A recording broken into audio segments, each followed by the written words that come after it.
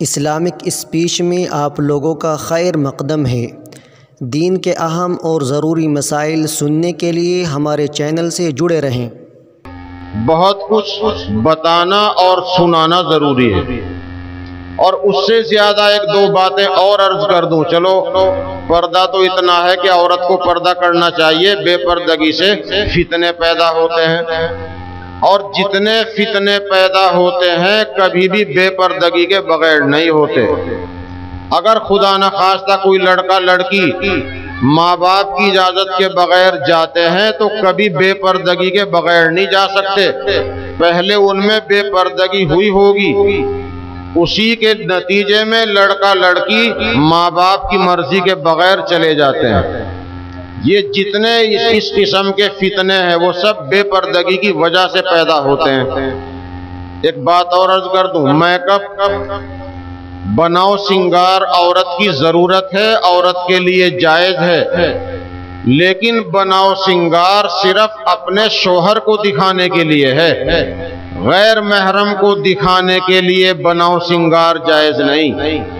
عورت کے لیے بجنے والا زیور پہن کر باہر نکلنا جائز نہیں۔ اگر وہ بجنے والا زیور، پازیب، گھنگرو والی پازیب پہن کر، جھونری پہن کے باہر نکلے گی اور وہ راستے سے گزر رہی ہے، اس کے بجنے والے زیور کی آواز کو سن کر سننے والے کی توجہ اس کی طرف مبذول ہوگی، اور جس آدمی کے دل میں بیماری ہے وہ اس کی طرف نظر اٹھا کے دیکھے گا، جس کو پتا بھی نہیں آواز کو سن کر اسے بھی پتا چل جائے گا کوئی عورت جا رہی ہے۔ اس لیے ہمارے نبی کی شریعت میں عورت کے لیے بجنے والا زیور پہننا منع ہے۔ زیور پہنو لیکن بجنے والا نہیں۔ اور ہاتھ کی انگلیوں کا مسئلہ یہ ہے، جو مسئلہ اب بتا رہا ہوں وہ ہاتھ کی انگلیوں کا ہے۔ آپ اپنے پیر میں کچھ بھی پہنو، کان میں کچھ بھی پہنو، ہاتھوں میں کچھ بھی پہنو، گلے میں کچھ بھی پہنو، لیکن ہاتھ، یہ انگلیوں میں سونے اور چاندی کے علاوہ کچھ نہ پہنو۔ انگلیوں میں صرف چاندی اور سونے کی انگوٹھی پہن سکتی ہو، چاندی سونے کے علاوہ کوئی زیور پہننا انگلیوں میں جائز نہیں۔ اور مرد اپنی صرف انگلی میں چاندی کی ایک انگوٹھی پہن سکتا ہے، چاندی کی ایک انگوٹھی کے علاوہ کوئی انگوٹھی پہننا مرد کے لیے جائز نہیں۔ نہ سونے کی جائز ہے، نہ زنجیر پہننا جائز ہے، نہ ہاتھ میں توڑا پہننا جائز ہے۔ بچے سے لے کر بوڑھے تک مسئلہ ایک ہی ہے کہ لڑکا اور مرد صرف چاندی کی ایک انگوٹھی پہن سکتا ہے، اس کے علاوہ کوئی انگوٹھی جائز نہیں، اور ایک سے زیادہ بھی جائز نہیں۔ عورت اپنی انگلیوں میں چاندی سونے کی پہنے اور جتنی چاہے پہنے، مگر کسی اور چیز کی پہننا جائز نہیں۔ پھر سنو، گلے میں، کان میں، ناک میں، پیروں میں جو چاہے پہن لو، اسٹیل، تانبا، سونا، چاندی، سلور، لیکن مسئلہ میں نے انگلیوں کا بتایا، اس کو ذہن میں رکھو، اور بچیوں کو بچپن میں سکھا دو کہ انگلیوں میں سونے چاندی کے علاوہ پہننا تمہارے لیے جائز نہیں۔ یہ جو لڑکا روکنے کے لیے سونے کی انگوٹھی بھیجی جا رہی حرام ہے، اپنے بننے والے داماد کے لیے جہنم کی آگ کا ٹکڑا بھیج رہے ہیں۔ وہ لوگ جو اپنے داماد کے لیے سونے کی انگوٹھی بھیج رہے، وہ جہنم کی آگ کا ٹکڑا ہے۔ سونے کی انگوٹھی عورت پہن سکتی ہے، مرد کے لیے جائز نہیں۔ لوگ، شیطان سجھاتا ہے کہ بھائی سونے کی انگوٹھی پہننا جائز ہے، کہیں سفر میں ہیں، خدا نخواستہ جیب کٹ گئی، کرائے کے پیسے نہیں رہے، تو کہیں اپنی چاندی سونے کی انگوٹھی ہی بیچ لیں، گلے میں چین پڑی اسے ہی بیچ لیں۔ نہیں، اللہ کا شکر ہے، اگر خدا نخواستہ کسی آدمی کو سفر میں ضرورت پڑ رہی ہے تو آپ لوگوں سے مانگیے، لوگ آپ کا ٹکٹ بنوا کر آپ کو دیں گے، اور آپ کا گھر تک کا سفر خود آسان ہو جائے گا، مگر سونا پہننا جائز نہیں۔ اگر رکھنا ہے تو کسی طرح جیب میں رکھ لیجئے۔ مرد کے لیے داڑھ دانت میں سونے چاندی کے تار کی بندش لگوانا جائز ہے۔ اگر داڑھ دانت میں کوئی تار لگوانا ہے سونے چاندی کا لگوا سکتے ہیں، بٹن اگر اس طرح جڑ جائیں کہ کرتے سے الگ نہ ہو تو سونے چاندی کا بٹن جائز ہے، لیکن اور کوئی چیز جائز نہیں۔ اگر کرسی پر سونے چاندی کا تار لگا ہوا ہے اس جگہ بیٹھنا حرام ہے۔ اگر کسی برتن پر سونے چاندی کے تار کا ٹانکا لگا ہوا ہے وہاں منہ لگا کر پینا حرام ہے۔ یہ مسائل ذہن میں رکھیں۔ عورت اپنے ناخن پر پالش لگاتی ہے، دیکھو اگر ناخن پر پالش لگے گی وضو نہیں ہوگا۔ اگر بالوں پر کالر کراؤ گے، کلر اس کا بھی بڑا اہم مسئلہ ہے۔ کلر اگر بالوں پہ کرایا، ایک تو ہے لال مہندی لگانا سنت ہے، لال مہندی لگانا سنت۔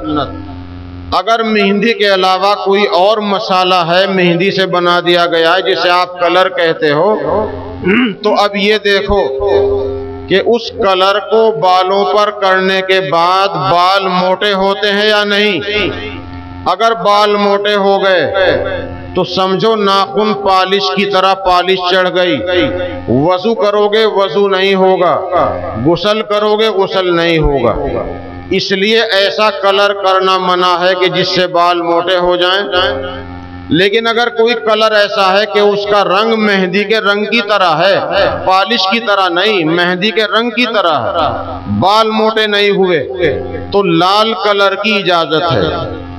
کالا کلر وہ کرا سکتا ہے جس کی ابھی شادی ہو رہی ہو، یا وہ اللہ کے دشمنوں کے ساتھ جہاد کر رہا ہو، اس کے لیے کالے کلر کی اجازت ہے۔ شرط یہ ہے کہ اس سے بال موٹے نہ ہوتے ہوں۔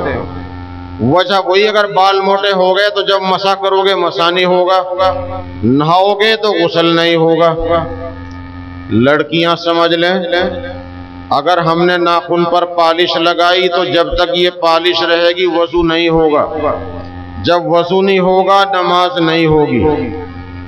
خدا نہ خواستہ اگر لڑکیوں کہ چلو مجھے تو نماز ہی نہیں پڑھنی تو مجھے کیا فکر، تو میری پیاری بہنوں سنو، اگر ناخن پالش ناخن پر لگی ہے اسی حال میں مر گئی تو وہ جو مردے کو نہلایا جاتا ہے غسل دیا جاتا ہے وہ غسل نہیں ہوگا۔ جب تک یہ پالش نہ اتار دی جائے غسل نہیں ہوگا، اور جب غسل نہیں ہوگا تو نماز جنازہ نہیں ہوگی۔ اتنا بڑا مسئلہ ہے ناخن پالش کا۔ جنازے کی نماز کے لیے ضروری ہے کہ جنازہ پاک ہو۔ ذرا سی بات اور سمجھ لو، مردہ موت کی وجہ سے ناپاک ہو جاتا ہے، اگر پاخانہ پیشاب بھی نہ نکلے تو موت کی وجہ سے مردہ خود ناپاک ہو جاتا ہے، اسی لیے نماز سے پہلے نہلانا فرض ہے۔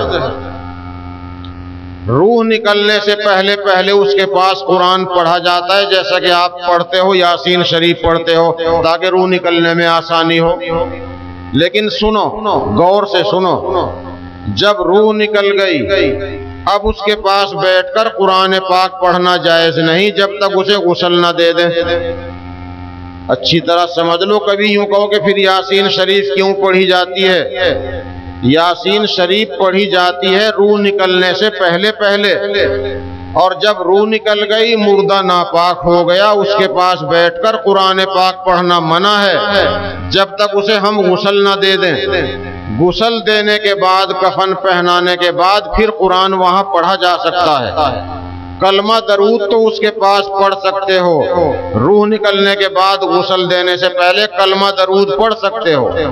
اگر قرآن پڑھنا ہے تو جگہ بدل کے پڑھا جائے گا، برآمدے میں یا اندر یا دوسرے گھر میں، جہاں مردے کو لٹا رکھا ہے وہاں قرآن پاک پڑھنا منع ہے۔ کیوں منع ہے؟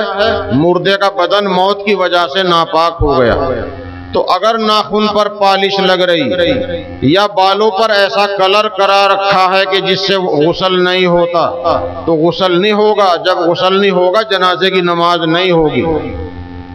اچھا، جب اسی حال میں کسی کو دفن کر دیا گیا اب کیا ہوگا؟ 72 گھنٹے گزرنے سے پہلے اس کی قبر پہ جا کے نماز پڑھی جائے گی۔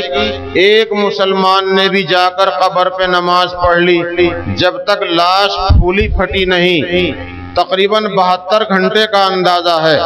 ٹھنڈے علاقے میں اور زیادہ دنوں تک بھی لاش رہ سکتی ہے۔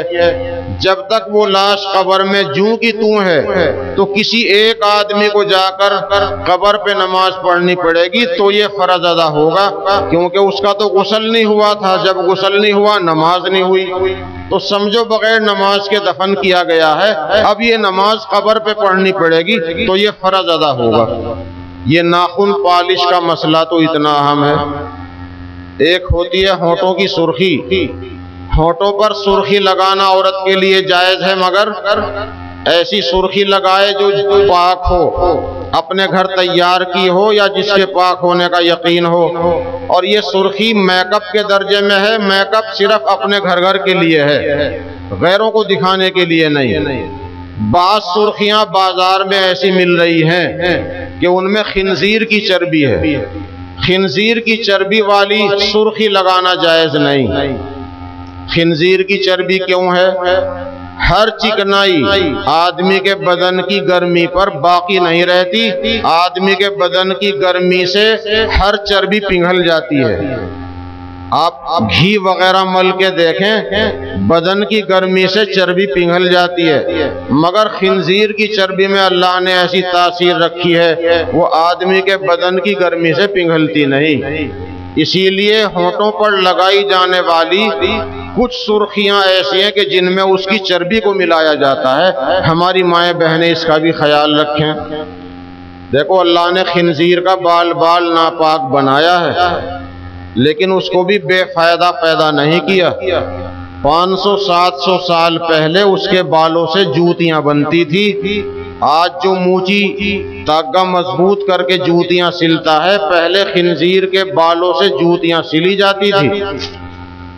آج جتنے برش بن رہے ہیں رنگ کرنے کے، بسکٹ پر، پاپے پر، تام چینی کی پلیٹوں پر، پرچوں پر، کپوں پر، یہ مائک پر، مسجد کی دیواروں پر، جتنے کلر کرنے کے برش ہیں زیادہ تر خنزیر کے بال کے بنتے ہیں۔ نول کا بال کامیاب ہے اور خنزیر کا نمبر 1 پر ہے، اور کوئی بال اس کا مقابلہ نہیں کرتا۔